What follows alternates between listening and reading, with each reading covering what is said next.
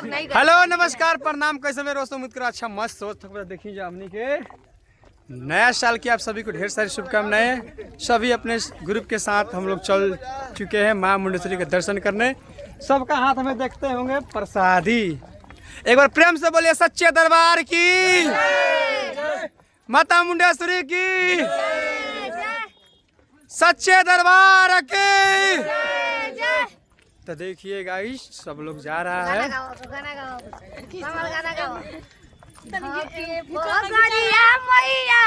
गौरी दुआरिया गोड़वा लागतानी धके पगड़िया मैया रौरी दुआरिया गोड़वा लागतानी पगली के अपना तू हरदम हंसई हाई है मांगतानी सबसे खुशी बेटा के अपना तू हरदम हंसई हाई है मांगतानी। सबसे खुशी की बात है कि देख लीजिए ढोलक बादल जी भी अपने कदमों से चल के आ रहे हैं। देख लीजिए गाइस